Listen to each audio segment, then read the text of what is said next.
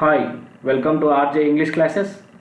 Last వీడియోలో మనము APDSC HGT English కంటెంట్కు సంబంధించి ఫస్ట్ టాపిక్ సిలబస్లో ఫస్ట్ టాపిక్ అయినటువంటి poets, essayist, novelist, dramatist and their works ఆ కాన్సెప్ట్ సంబంధించి పూర్తి వివరాలు చూసాం.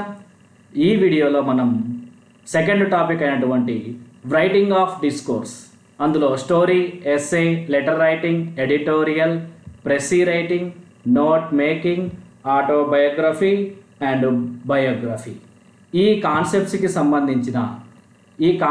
సంబంధించిన పూర్తి సమాచారం ఈ వీడియోలో చూద్దాం. ముందుగా అందరూ మన వీడియోని లైక్ చేయండి, షేర్ చేయండి, మన ఛానల్ సబ్స్క్రైబ్ చేసుకోండి. ఇప్పుడు మనం ఈ కాన్సెప్ట్ని కనుక చూసినట్లయితే ఈ రైటింగ్ ఆఫ్ డిస్కోర్స్ అనే కాన్సెప్టు మనకు డిఎస్సి విషయంలో చాలా ఇంపార్టెంట్గా ఉంది. సరే ఏం సార్ అంటే మనకు ఇక్కడ ఇచ్చినటువంటి ఈ రెండు కాన్సెప్ట్లు మాత్రమే మనకి ఇన్ఫర్మేషన్ దొరకకుండా ఎక్కువగా ఇబ్బంది పెడుతున్నవి. మిగతా కాన్సెప్ట్ విషయంలో అభ్యర్థులు చాలామంది కూడా బాగానే ఇన్ఫర్మేషన్ గ్యాదర్ చేసుకుంటూ ఉన్నారు. అలాగే వాటికి సంబంధించిన ఆన్సర్స్ కూడా బాగానే చేస్తూ ఉన్నారు. కానీ ఈ రైటింగ్ ఆఫ్ డిస్కోర్స్ విషయంలో story writing, essay writing, letter writing, editorial, precis writing, note making, autobiography, biography ఈ కాన్సెప్ట్స్ విషయానికి వచ్చేసరికి చాలామంది అభ్యర్థులు ఇన్ఫర్మేషన్ సరిగ్గా అందక చాలా ఇబ్బందులు పడుతూ ఉన్నారు. మనము ఈ వీడియోలో ఏం చేద్దామంటే వీటికి సంబంధించిన కొన్ని ప్రశ్నలు చాలామందికి ఉంటాయి, వాటన్నిటికీ సమాధానాలు ఈ వీడియోలో చూద్దాం. మొదటగా అందరికీ వచ్చే ప్రశ్న ఏంటంటే, సార్ ఈ కాన్సెప్టు మన డిఎస్సికి సంబంధించి మనం టెక్స్ట్ బుక్సే చదువుతాం కదా, ఆ టెక్స్ట్ బుక్లలో, ఆ గవర్నమెంట్ టెక్స్ట్ బుక్లలో ఎక్కడ ఉంది సార్ ఈ కాన్సెప్టు, ఎక్కడ ఉంది టెక్స్ట్ బుక్స్లో ఎక్కడ ఉంది అని అంటే మనకు 2018 డిఎస్సికి ఉన్న సిలబస్ ఏంటి? అవర్ వరల్డ్ త్రూ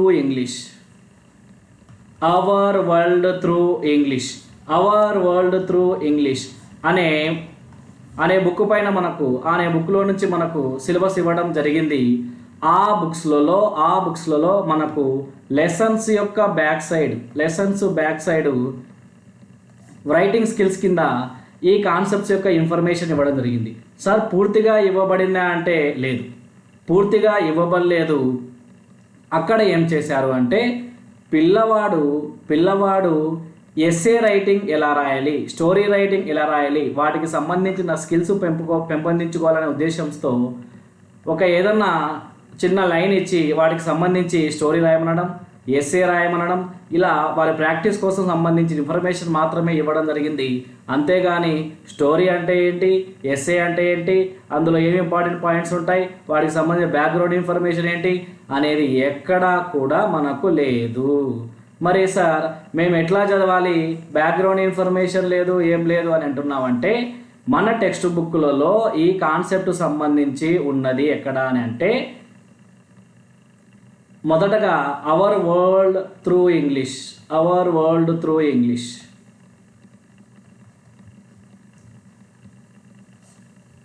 ఈ బుక్స్ మనకు 8th to 10th వరకు చూసినట్టయితే వీటికి బ్యాక్ సైడ్ మనకు story, essay, letter writing, precis writing సంబంధించి కొద్దిగా ఇన్ఫర్మేషన్, బయోగ్రఫీ, ఆటోబయోగ్రఫీ వీటికి సంబంధించిన ఇన్ఫర్మేషన్ మొత్తం కాదు కానీ కొద్దిగా మనకు అక్కడ లభిస్తుంది. దాంతోపాటు మనకు ఎన్సీఆర్టీ బుక్స్ ఉన్నాయి కదా ప్రజెంట్, ఆ బుక్స్లలో కూడా కొద్దిగా వీటి గురించిన సమాచారం ఉంది. దాంతోపాటు మీరు చదవాల్సిన బుక్ ఏంటి అని అంటే మనకు డిఎడ్లో ఇప్పుడు వచ్చిన డిఎడ్ డ్రాఫ్ట్ కాపీలో మనకు ఇంగ్లీష్కు సంబంధించి మెథడాలజీకి సంబంధించి రెండు బుక్స్ ఉన్నాయి. అందులో ఆప్షనల్ మెథడ్ అని ఒకటి ఉంది. ఆప్షనల్ మెథడ్ ఆ బుక్లో లిటరేచర్ అనే టాపిక్ ఇవ్వడం జరిగింది, అనే చాప్టర్ ఇవ్వడం జరిగింది. ఆ చాప్టర్లో మీకు స్టోరీ గురించి, ఎస్సే గురించి, ఆటోబయోగ్రఫీ గురించి, బయోగ్రఫీ గురించి కొద్దిగా ఇన్ఫర్మేషన్ క్లారిటీగా ఉంది. మ్యాక్సిమం 2018 డిఎస్సికి సంబంధించి ఈ కాన్సెప్ట్ సంబంధించి బేసిక్ ప్రశ్నలు మొత్తం ఈ లిటరేచర్ బుక్లో, మొత్తం కాదు కానీ కొన్ని ప్రశ్నలు మాత్రం ఈ లిటరేచర్ బుక్లో ఉండడం జరిగింది. కావాలంటే ఒకసారి మీరు కూడా చెక్ చేసుకోండి, అది మీకు అక్కడ ఇన్ఫర్మేషన్ లభిస్తుంది. దాంతోపాటు ఈ బుక్ ఈ కాన్సెప్ట్స్ ఎక్కడ ఉన్నాయని ఇంకొక బుక్ చూసినట్లయితే మనము బిఈడి న్యూ మనకు 2 అకాడమీ బుక్స్, 2 బుక్స్ రిలీజ్ చేయడం జరిగింది వాళ్ళు. ఆ 2 బుక్స్ మీ దగ్గర పెట్టుకోవాలి. అందులో నోట్ మేకింగ్ గురించిన ఇన్ఫర్మేషన్ పూర్తిగా ఉంది. ఏమంటున్నా, నోట్ మేకింగ్కు సంబంధించిన ఇన్ఫర్మేషన్ అక్కడ చాలా ఉంది. కనుక మీరందరూ చేయవలసినది ఏంటి, అవర్ వరల్డ్ త్రూ ఇంగ్లీష్ బుక్లో ఇన్ఫర్మేషన్ గ్యాదర్ చేసుకోవాలి, ఎన్సీఆర్టీ బుక్లో ఇన్ఫర్మేషన్ గ్యాదర్ చేసుకోవాలి, డ్రాఫ్ట్ కాపీలో ఆప్షనల్ సబ్జెక్ట్ ఇంగ్లీష్ లిటరేచర్ అందులో ఉన్న కాన్సెప్ట్ గ్యాదర్ చేసుకోవాలి. బిఈడి న్యూ బుక్స్ దగ్గర పెట్టుకొని నోట్ మేకింగ్ అనే కాన్సెప్ట్ మీరు మీ దగ్గర ఉంచుకోవాలి. రైట్ సార్, ఈ మొత్తం బుక్స్ చదివితే సరిపోతుందా, ఆ బుక్స్లో నుంచే ప్రశ్నలు ఇచ్చాడా, ఇంకా ఎగ్జామినరు ఈ బుక్స్ దాటి వెళ్ళలేదా అని అంటే వెళ్ళాడు. ఈ బుక్స్ మాత్రమే మనకు చదివితే సరిపోదు.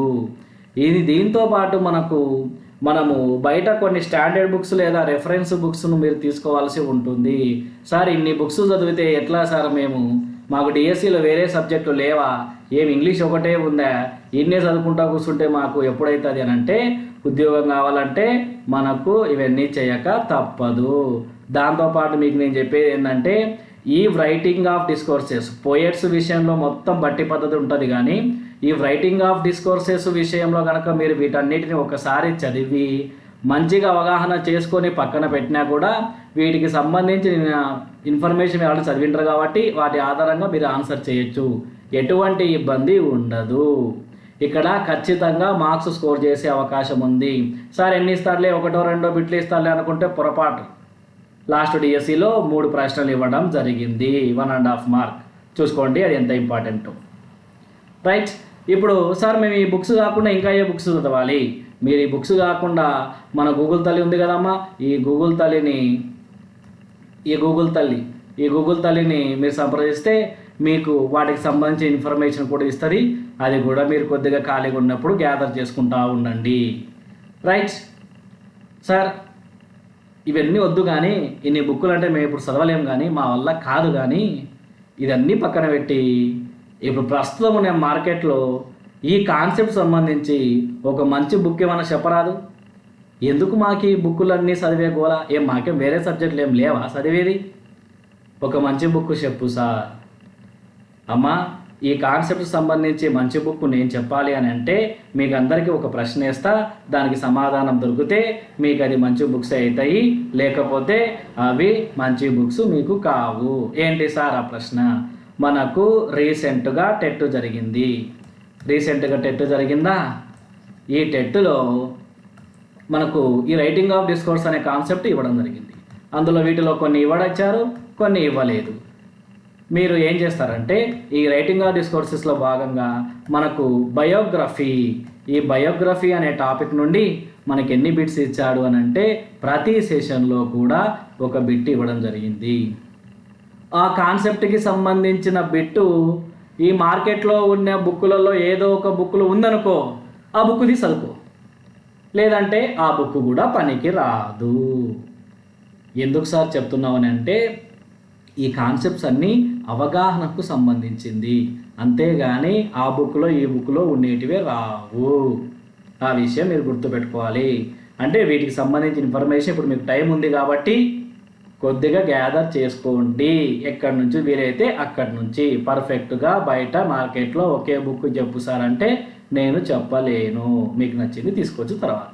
ఓకే రైట్, ఈ విషయం పక్కన పెడితే ఇది మీకు ఇప్పుడున్న సహజమైన ప్రశ్నలు ఏంటివి, ఈ టాపిక్స్ ఏ బుక్లో ఉన్నాయి, ఏ ఎగ్జామ్ ఎక్కడి నుంచి అడుగుతున్నాడు, ఏ బుక్ చదివితే మంచిది, ఇవి మీకున్న ప్రశ్నలు. ఇప్పుడు ఈ కాన్సెప్ట్ సంబంధించి నేను చెప్పాలనుకున్నది ఏంటంటే మనకు లాస్ట్ డిఎస్సిలో ఎన్ని ప్రశ్నలు వచ్చాయి, ఈ డిఎస్సిలో ఎన్ని ప్రశ్నలు వచ్చే అవకాశం ఉంది, ఇది నేను ఇప్పుడు మీకు చెప్పే అవకాశం ఉంది. లాస్ట్ డిఎస్సిలో మనకు మొత్తము 20 క్వశ్చన్స్ కాబట్టి కంటెంట్కి సంబంధించి ఇప్పుడేమో మనకి ఎన్ని క్వశ్చన్స్ 16 క్వశ్చన్స్. లాస్ట్ డిఎస్సీలో ఏమో ఈ 20 క్వశ్చన్స్లో మొత్తం ఎన్ని క్వశ్చన్స్ వచ్చాయంటే 3 క్వశ్చన్స్ వచ్చాయి. అంటే ఎన్ని మార్కులు 1.5 మార్క్. మరి ఈ సెషన్లో పరిస్థితి ఏంటి సార్, ఇప్పుడేంటి సార్, ఇప్పుడు కనీసం 2 క్వశ్చన్లు వచ్చే అవకాశం ఉంది. అంటే 1 మార్క్ వస్తుంది ఖచ్చితంగా. కొద్దిగా జాగ్రత్తగా మీరు ప్రిపేర్ కావాలి. రైట్. అయితే ఈ కాన్సెప్ట్కి సంబంధించి 3 ప్రశ్నలు వస్తాయి అని అంటున్నావు, 3 క్వశ్చన్స్ వచ్చాయని అంటున్నావు. ఇది నిజమేనా? మేము ఎట్లా నమ్మాలి? ఎక్కువ సెషన్లు జరిగాయి కదా, చెప్పినా కదా ఆల్రెడీ. నేను మీకు అందరికీ ప్రీవియస్ పేపర్ చూపిస్తా, ఒకసారి చూడండి.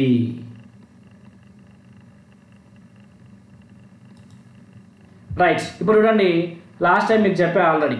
మొదటగా వచ్చిన 4 క్వశ్చన్లు ఏంటి సంబంధించి ఉంటాయి? Poets, essayist, novelist, dramatist and their works. తర్వాత ఇది చూడండి 4 క్వశ్చన్స్ కదా. ఇది ఫస్ట్ క్వశ్చను, ఇదేమో ఫస్ట్ క్వశ్చను, ఇదేమో second question, and then next third question చూడండి. ఇది కూడా పోయెట్స్, ఎస్సేయిస్ట్, నావలిస్ట్కి సంబంధించిన ప్రశ్నలే. దాని తర్వాత మీరు చూడవలసింది ఏంటి? నెక్స్ట్ చూడండి. మనకు చూడండి ఇక్కడ మీరు గమనించవలసింది ఏంటంటే, ఇక్కడ నుంచి మనకు రైటింగ్ ఆఫ్ డిస్కోర్స్ నుంచి వస్తుంది. లాస్ట్ డిఎస్సిలో ఏం చేశాడు అంటే, లాస్ట్ డిఎస్సి అంటే 2018 డిఎస్సిలో ఏం చేశాడు అని అంటే, డైరీ రైటింగ్, ఈ డైరీగా స్పెల్లింగ్ DIARY. ఈ డైరీ రైటింగ్కు సంబంధించి ప్రతి సెషన్లో కూడా ఒక బిట్ ఇచ్చాడు. కానీ సిలబస్లో ఇచ్చాడా? ఇవ్వలేదు.